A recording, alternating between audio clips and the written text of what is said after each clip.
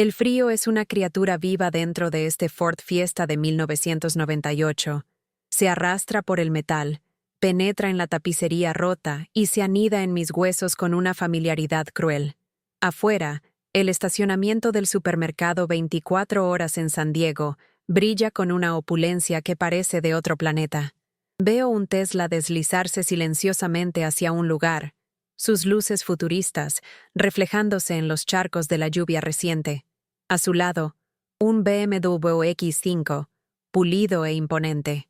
Cada coche que pasa es un recordatorio del abismo que me separa del mundo. Un mundo que antes, en cierto modo, también era mío. El aire dentro de mi refugio de hojalata es pesado, con el olor a tela húmeda y a mi propia soledad estancada. Las ventanas están empañadas con mi respiración, pequeñas cortinas de vapor que me esconden, pero también me aprisionan. Mi reflejo en el espejo retrovisor es el de una extraña.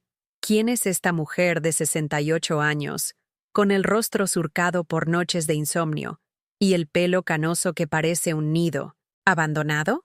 Las ojeras son manchas moradas de agotamiento, y la piel, antes sonrosada por el calor de la estufa de la escuela donde cociné durante 30 años, ahora tiene un tono pálido y enfermizo.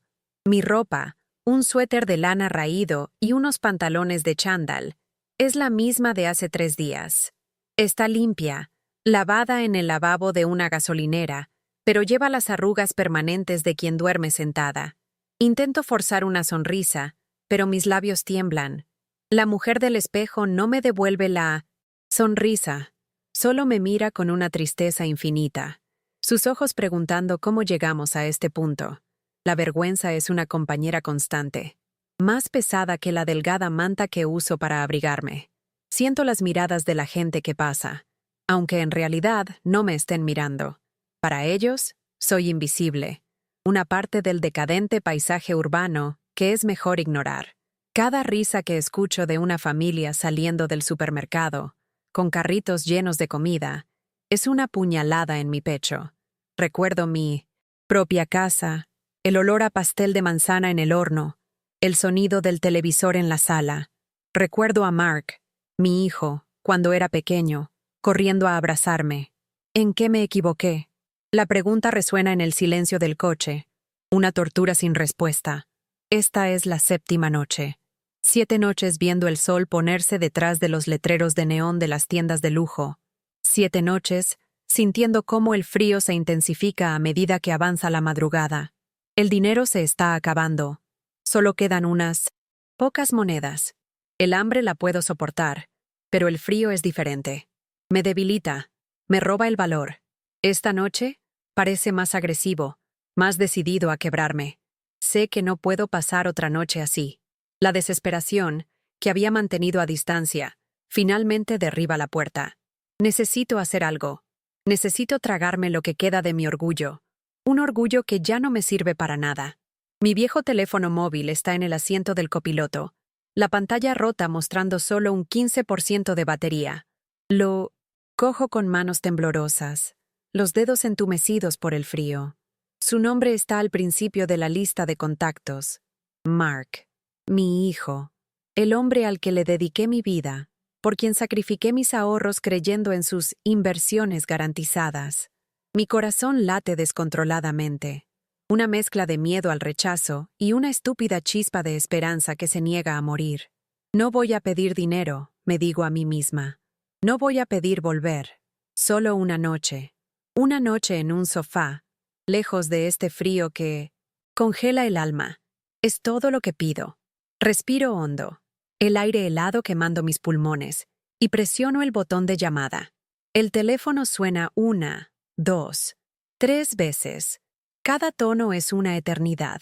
Pienso en colgar, en aceptar mi destino en este estacionamiento. Pero entonces contestan la llamada.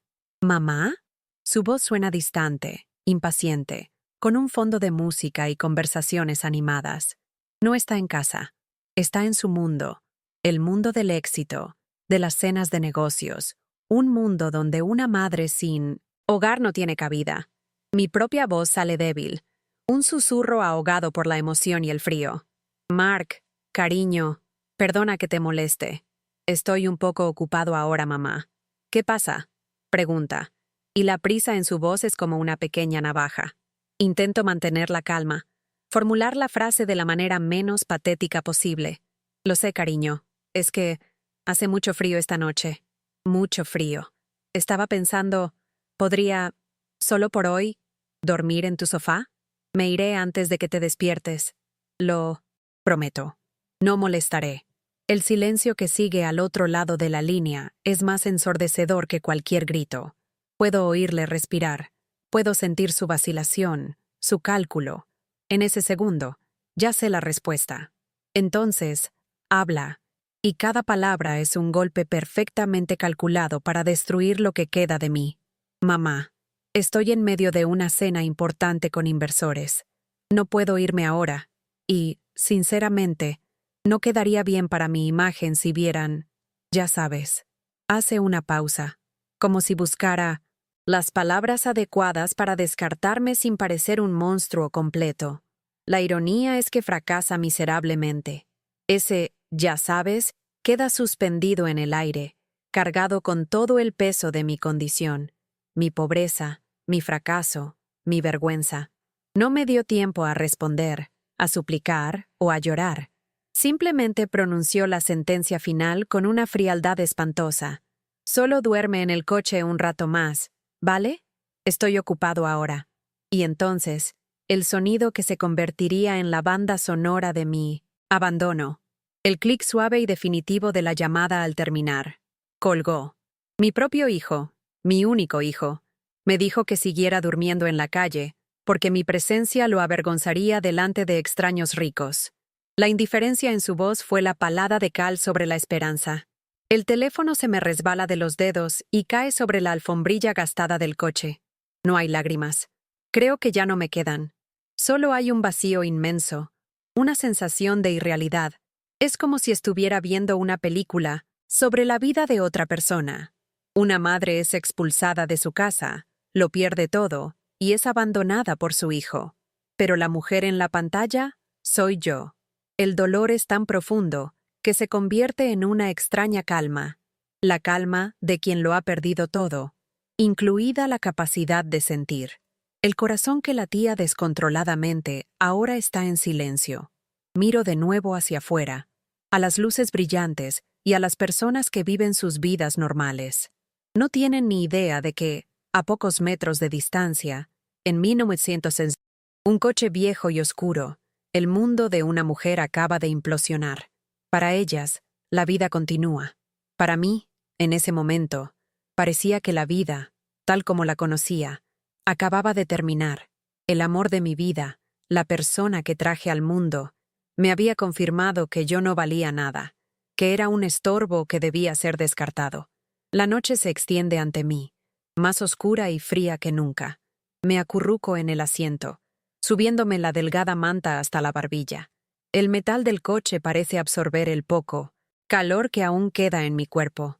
Cierro los ojos, no para dormir, sino para desaparecer.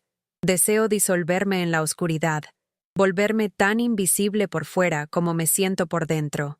La esperanza que me había mantenido en pie, la pequeña llama que creía en el fondo del corazón de Mark, se apagó. Y en su lugar, solo quedó el frío. El motor de un coche de lujo ruge al salir de su sitio, sus faros iluminando brevemente el interior de mi fiesta, exponiendo mi rostro cansado y mi miseria. Por un instante, el conductor mira en mi dirección, pero su mirada pasa a través de mí sin verme, enfocada solo en el camino que tiene por delante. Es la metáfora perfecta de mi existencia. Estoy aquí, sufriendo a la vista de todos, pero nadie me ve realmente. Soy una nota a pie de página olvidada en la historia de éxito de otras personas. Una sombra en el estacionamiento de la abundancia. Esa noche, la revelación me golpea con la fuerza de un puñetazo. Estoy completa, irrevocablemente sola. Nadie vendrá a salvarme. Nadie me buscará. Mark tomó su decisión. Ahora, yo tengo que tomar la mía. O me dejo morir congelada en este coche, o encuentro una razón, por pequeña que sea, para ver el sol salir una vez más. Y sinceramente, en ese momento, no sabía qué camino elegiría. La luz de la mañana se filtró por la ventana empañada, revelando la dura realidad que la oscuridad había ocultado. Cada músculo de mi cuerpo dolía, protestando por la postura retorcida en la que pasé la noche. El vacío en mi Tzotindar. Mi estómago era eclipsado por el vacío en mi alma.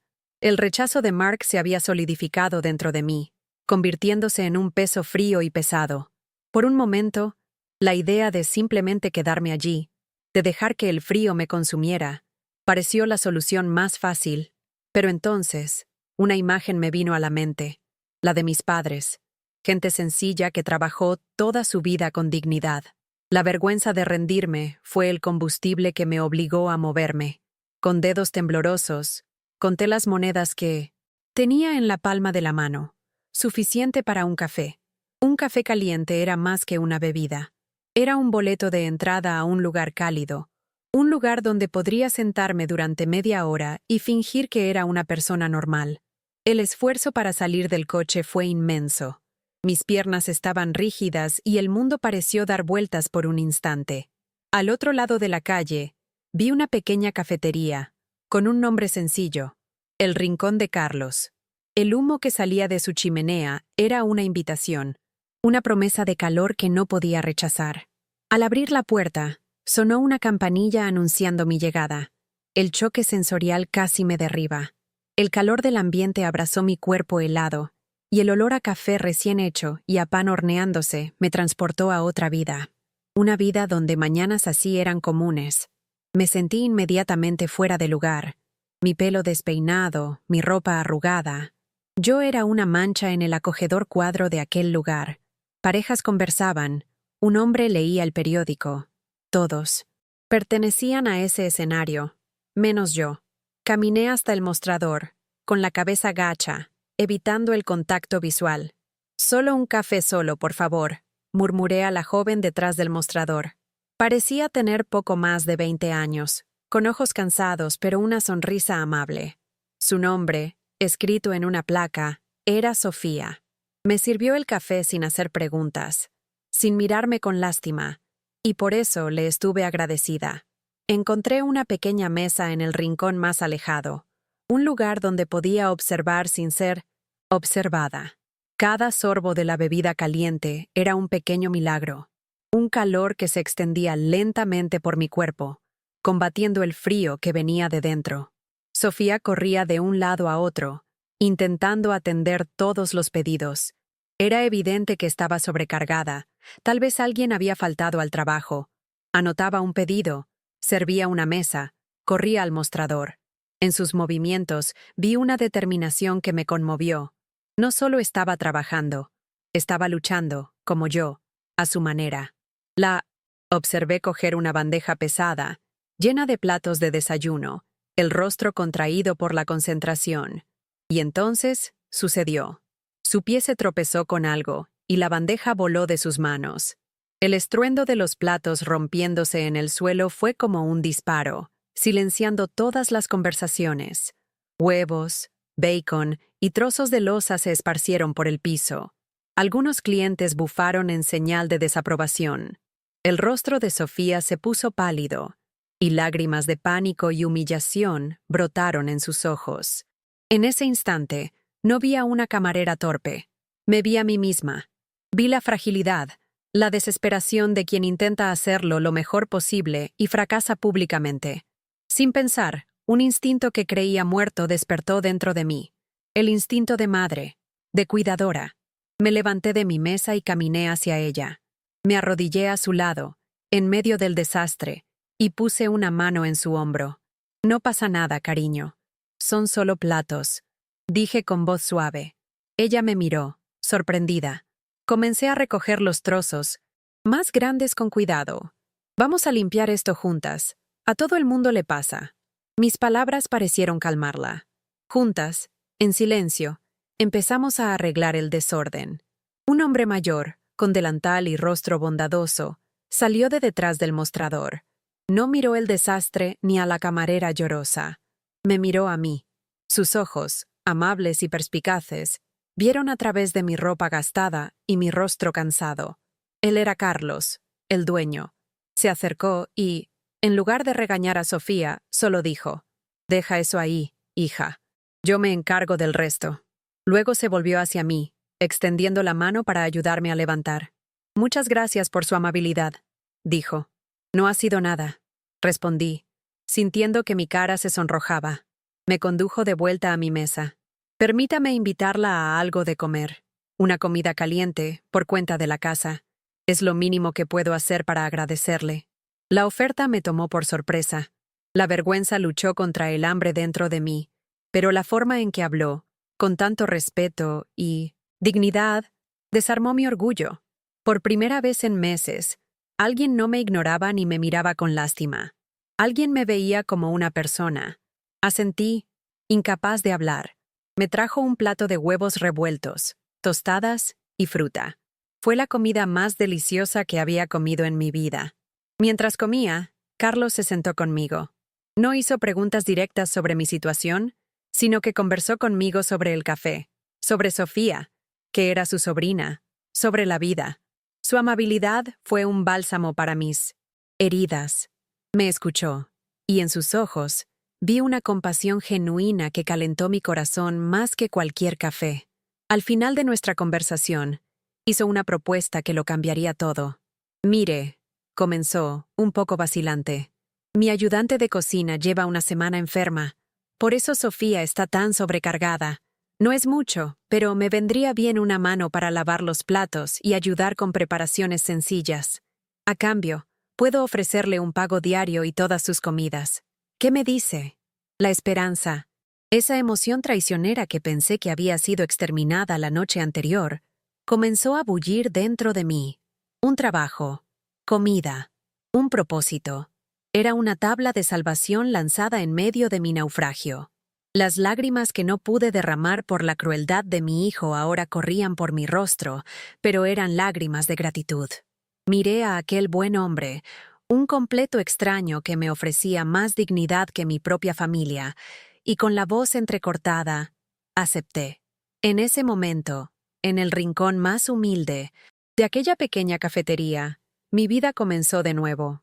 Las semanas siguientes en la cafetería El Rincón de Carlos fueron como un renacimiento lento y gradual. Empecé lavando platos, pero pronto mis manos, que durante 30 años prepararon comidas para niños, reencontraron su propósito. Carlos, al darse cuenta de mi pasión, me dejó ayudar en la cocina. El olor a cebolla sofrita, el calor del horno, la risa de Sofía, todo eso comenzó a llenar el vacío que Mark había dejado. Por primera vez, en mucho tiempo, no era una carga ni una vergüenza. Era Eleonor, la cocinera, y mis sopas se estaban haciendo famosas en el vecindario. Estaba reconstruyendo mi vida, un plato a la vez, hasta que una tarde lluviosa de martes, el pasado se detuvo frente a la puerta. Un sedán de lujo, negro y brillante, aparcó en el lugar que normalmente ocupaba un cliente anciano con su vieja camioneta. Mi corazón se heló incluso antes de ver quién conducía. Mark. Se bajó del coche, ajustándose su traje de lino de diseño, el rostro una máscara de irritación. Parecía un depredador invadiendo un santuario. La risa en el café se apagó cuando entró, trayendo consigo un aire frío de arrogancia que chocaba violentamente con el calor de nuestro pequeño refugio. Sus ojos fríos recorrieron el lugar con desprecio, y luego me encontraron. Yo estaba detrás del mostrador, con un delantal, secando un vaso. La expresión de su rostro fue de puro asco. No veía a una madre trabajando con dignidad. Veía a una sirvienta que lo avergonzaba. Marchó hacia mí, y el mundo pareció encogerse, centrándose solo en nosotros dos. Sofía, que estaba a mi lado, sintió la tensión e instintivamente se acercó, como para protegerme. Carlos nos observaba atentamente desde la cocina. «¿Qué demonios crees que estás haciendo?», siseó, la voz baja y llena de veneno para que los otros clientes no oyeran. «¿Trabajando como una criada? Un conocido mío te vio aquí. ¿Tienes idea de la humillación que esto me causa? Te dije que desaparecieras». Cada palabra era un intento de menospreciarme. de hacerme sentir pequeña e insignificante como antes. Esperaba que llorara, que me encogiera de vergüenza, pero algo dentro de mí había cambiado. Viendo que sus palabras no surtían el efecto deseado, pasó al golpe final. Sacó un sobre grueso de dentro de su abrigo y lo arrojó sobre el mostrador, el sonido sordo, atrayendo la atención de todos. «Toma, hay $10,000 ahí. Cógelo y desaparece. Vete a otra ciudad, a otro estado. No me importa. Simplemente deja de manchar mi nombre con tu pobreza». El dinero, que antes podría haber parecido una salvación, ahora era solo un insulto, un símbolo de todo lo que estaba podrido en su mundo. En ese momento, sentí la presencia de Sofía a mi lado y vi a Carlos salir de la cocina, deteniéndose a poca distancia. No dijeron nada, pero su presencia era un escudo. Respiré hondo y miré a los ojos a mi hijo. La mujer temblorosa que lo había llamado desde un coche frío ya no existía. Con mano firme, empujé el sobre de vuelta hacia él. «Tu dinero no me interesa, Mark», dije, mi voz tranquila y clara, resonando en el silencio del café. «Perdí mi casa, perdí mis ahorros, perdí casi todo lo que tenía», continué, y sentí que mi fuerza crecía con cada palabra. «Pero aquí, en este lugar, lavando platos y cocinando, he encontrado algo que tu dinero nunca podrá comprar: dignidad, respeto. He encontrado una familia». Señalé con la cabeza a Carlos y a Sofía, que me miraban con orgullo. «No, necesito que me salves, Mark. Ya he sido salvada». Carlos entonces dio un paso adelante, posicionándose entre Mark y yo. Su voz era tranquila, pero cargada de una autoridad inquebrantable. «Señor, esta mujer es el alma de mi cocina y una persona de mi familia. Le pido que coja su dinero y se retire. Usted no es bienvenido aquí». Derrotado no por gritos, sino por una unión silenciosa y poderosa, Mark se quedó sin palabras. Me miró a mí, a Carlos, a Sofía, y por primera vez vi un destello de algo en sus ojos, tal vez confusión, tal vez vergüenza. Cogió el sobre y se fue sin decir una palabra más, la puerta cerrándose tras él y sellando su mundo en el exterior. Esta historia es la prueba de que Dios actúa de maneras misteriosas, poniendo ángeles en nuestro camino cuando más los necesitamos. Si amas a Jesús y crees en su poder para transformar vidas, suscríbete al canal ahora mismo para no perderte las próximas revelaciones y testimonios de fe que hemos preparado para ti.